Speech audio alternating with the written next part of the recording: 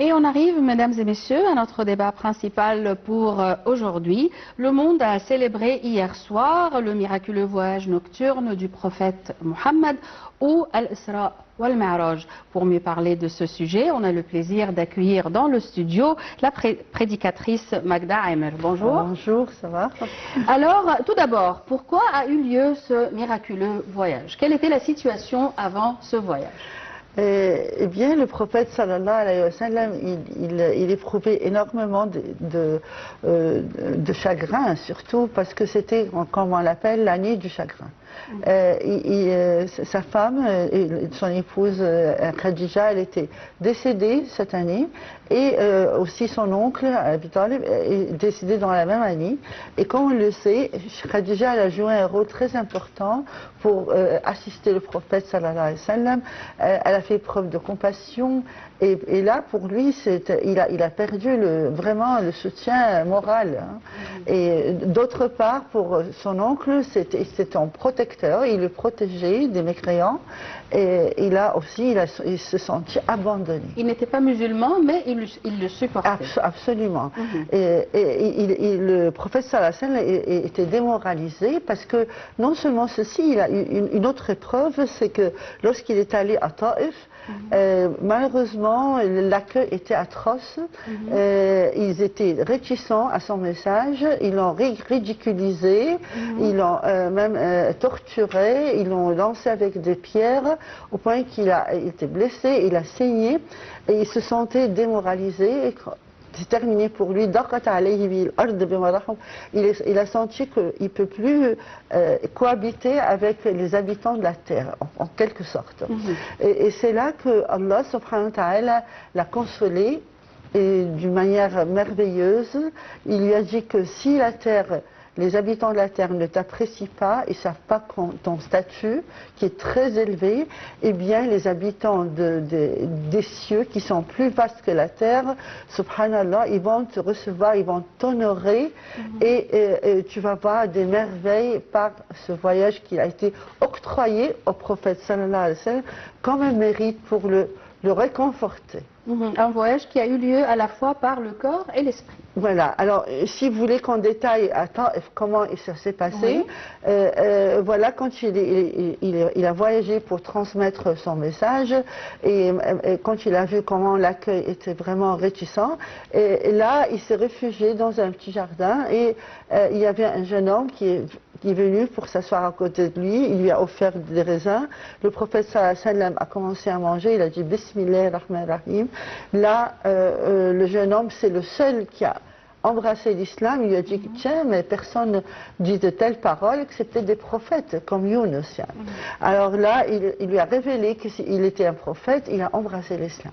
Et non seulement ceci, il a entamé des prières nocturnes, et ça se trouve que des djinns, ils l'ont entendu réciter le Coran, ils ont été impressionnés, ils ont embrassé aussi l'islam. Il y a eu toujours, bien qu'il ne s'attendait pas, voilà, son rôle était de propager le message, mais qui va croire en lui, c'est pas son rôle. Voilà, c'est les djinns qui ont cru en lui, la majorité. Et ce voyage miraculeux comporte plusieurs étapes. Parlez-nous de chaque étape.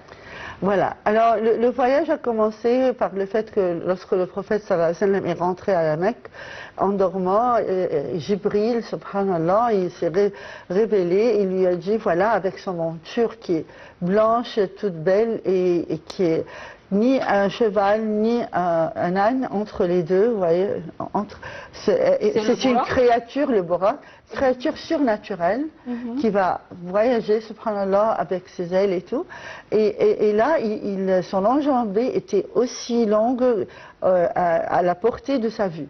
Alors il est très rapide, subhanallah, il s'est incliné, cette créature s'est inclinée au prophète sallallahu alayhi wa sallam, et le prophète alayhi sallam, il a monté sur cette créature, enfin le Buraq, et ils ont fait voilà, le voyage à partir de la Mecque vers Jérusalem comme destination. Arrivé là-bas, le prophète sallallahu alayhi wa sallam, Jibril, il l'a reçu avec beaucoup chaleureusement, voilà. Il a offert du vin, il a offert de l'eau, il a offert du lait. Il a préféré le lait. Il lui a dit tu as préféré l'instinct, quoi, le fitra. Ensuite, il a guidé, il a vu comment il a été accueilli avec beaucoup d'honneur. Et enfin, vraiment, tous les prophètes ils lui ont souhaité la bienvenue et il les a guidés pour prier. Voilà, ils ont prié derrière lui, ce qui prouve que le message en islam est universel. Voilà, tous les prophètes, comment se fait-il qu'ils vont prier derrière le prophète qui les a guidés pendant la prière. Il a attaché aussi la monture, c'est important. C'est une petite leçon pour nous. C'est-à-dire on prend quand même on prend les moyens de notre mieux, oui. Et ensuite on met notre confiance en Allah subhanahu wa ta'ala. La deuxième étape sera l'ascension. Là, ensuite, il a été élevé avec Jibril, subhanallah, d'un ciel à un autre. Alors là, il a vu au premier ciel, qui est plus proche, c'était Adam. Ensuite, à la suite, il a vu Jésus et Yahya. Ensuite, c'était Youssouf. Ensuite, c'était Idriss. Ensuite, c'était Haroun. Ensuite, Moussa. Et ensuite Ibrahim alayhi salam. Arrivé au 7e ciel, il a vu le peuple, ce qu'on appelle le Bayt al-Ma'mour. C'est une beauté, bien sûr, à un niveau très élevé, au 7e ciel. On peut dire que c'est la Kaaba, mais pour des anges, quoi. Elle symbolise le lien entre la Kaaba terrestre et celle qui est au-dessus. Et voilà. Et là, il a vu comment il y avait 70 000 anges qui rentrent chaque jour et qui ne reviennent jamais.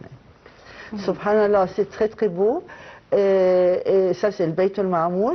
Bon, il a entendu les plumes qui écrivaient tout ce qui a été, tout ce qui sera prédestiné pour nous, qui est décrété sur terre. Ensuite, il est arrivé à Sidrat al-Muntaha. Là, j'aimerais bien voir, mais avant, juste au niveau du Sidrat al-Muntaha, il va voir Jibril avec sa forme céleste, avec ses 6 ailes. C'est vraiment impressionnant. Mais là, Jibril lui a dit, jusque-là, je ne peux pas avancer.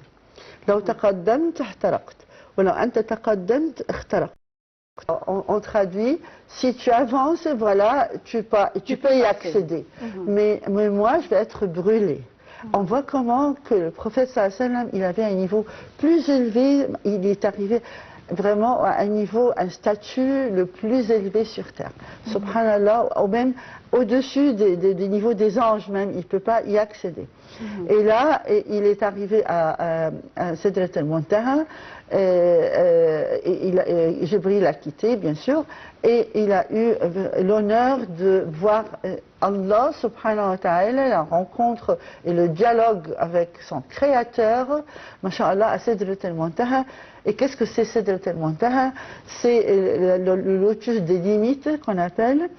Là, c'est un arbre où il y a chaque feuille est en état d'invocation. Il y a un ange qui invoque Allah subhanahu wa ta'ala, et il est illuminé, il a les formes des oreilles de l'éléphant. Le dialogue était super, bien sûr, extraordinaire entre lui et Allah subhanahu wa ta'ala. C'était, en ce qui concerne la prescription de la prière. Et là, on souligne l'importance de la prière, parce que c'est le seul culte qui a été prescrit directement. Sans que ça soit à travers Jibril ou quoi que ce soit, à travers le Coran, des versets du Coran, etc. Non, c'est direct. Alors on voit comment... Et avant cette nuit, permettez-moi de vous poser la question, avant cette nuit, comment les musulmans priaient? Non, c'était pas encore prescrit. Il ne priait pas. La méthode même, tous les détails de les paroles qu'il faut répéter, etc. Tout ça, ça a été prescrit, c'est terminé à partir de ce moment-là. Mais avant ça, il n'y avait pas une structure ou une forme pour la prière. Non, non, non. C'était, voilà, c'est la première, c'était le culte qui a été prescrit à ce moment-là, c'est par la rencontre directe avec Allah subhanahu wa ta'ala. Et là, il n'a pas vu, on ne le dit pas directement, mais pas comme si c'était une lumière éminente, quoi, c'est tout. Mais là, il y a eu le dialogue, ça c'est évident. Le dialogue, alors, c'est assez long, alors ils se sont salués, voilà, et puis les anges aussi ont répété Assalamu alaykum wa ala badallah, ashhadu an la ilaha illallah. Enfin, il y a plus de tashahhud, voilà, il y a eu le tashahhud. Et même les prières étaient 50 prières. C'était énorme. 50 par jour. 50 par jour. Et là, à son retour, le prophète sallallahu alayhi wa sallam, il a croisé Moussa qui lui a dit, c'est pas possible. Ta communauté sera incapable de pratiquer 50 prières par jour. Sollicite Allah subhanahu wa ta'ala afin de l'alléger. Autrement, c'est pas possible.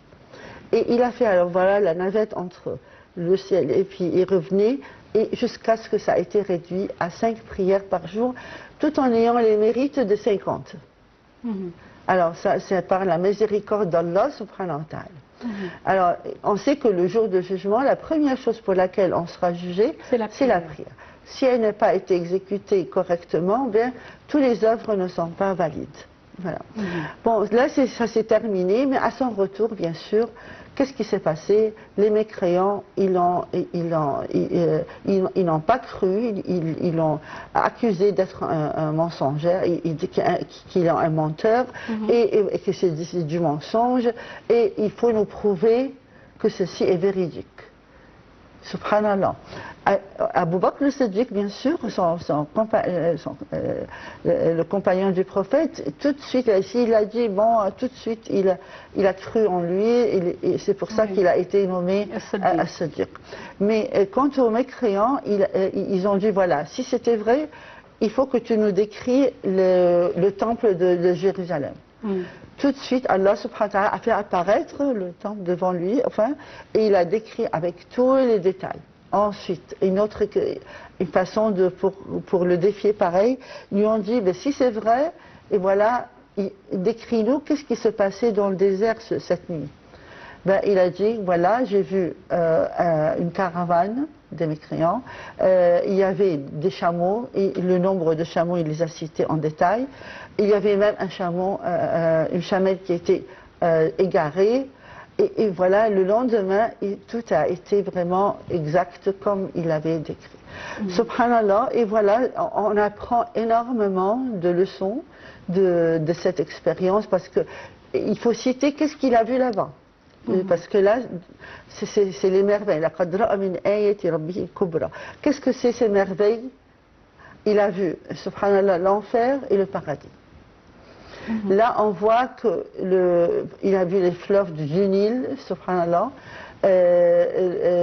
Il a vu aussi, il a ressenti l'odeur qui est du musc de la coiffeuse de la fille de Pharaon.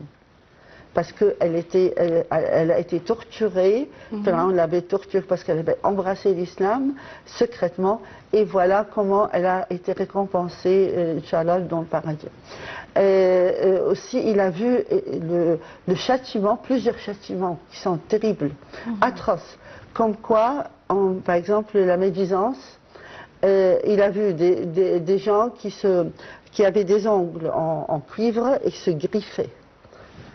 Voilà, tellement ils regrettaient ce qu'ils ont commis comme péché. Il a vu aussi les gens qui chaînent la zizanie. Ces gens-là, ils avaient les lèvres et la langue pincées par des tenailles en fer, subhanallah, comme un châtiment terrible. Parce que voilà, ils sèment la zizanie, ils créent les disputes et les discordes entre les gens. Pour qu'on arrête tout ça, il faut attention à la langue, attention à la langue. Hein.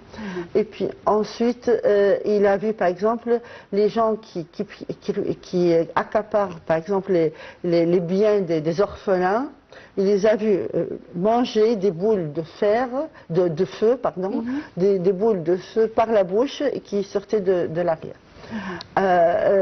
Il a vu aussi les gens qui commettent l'usure, par exemple, qui pratiquent l'usure. Et qu'est-ce qu'il a vu au paradis? Pour le paradis, il a vu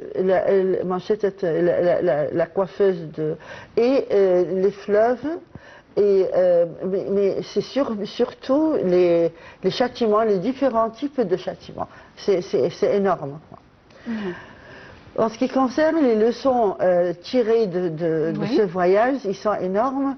On apprend énormément. On apprend que le message d'Allah en islam est universel. Les trois religions, subhanallah, ils croient que voilà, ils adoptent les mêmes doctrines, si on peut dire. C'est que l'unicité d'Allah. Et les trois, ils croient au jour de jugement. Ils méprisent complètement l'idolâtrie.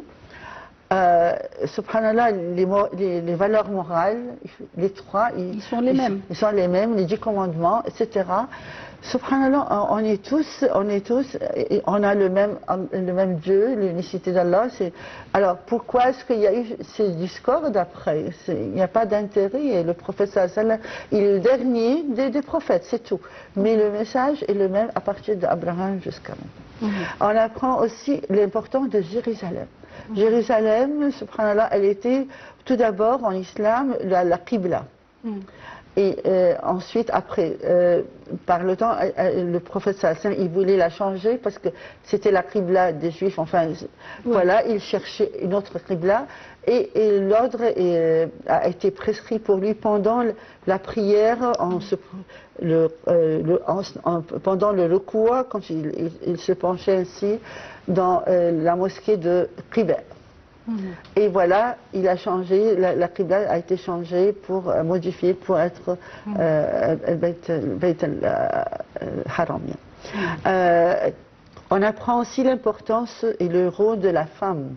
L'épouse, comment elle peut remonter le moral du mari. Il ne suffit pas qu'elle prenne soin de la maison et des enfants, mais il faut aussi qu'elle donne ce qu'on appelle la qualité de temps. Qualité de temps dans la mesure comment elle consolait le prophète sallallahu alayhi wa sallam, elle le rassurait, elle a joué un rôle très important. Et quand il l'a perdu, c'était l'année du chagrin. Et comment c'était grâce à elle, subhanallah, il faut apprendre d'elle, comment elle récitait, elle lui rappelait de ses vertus.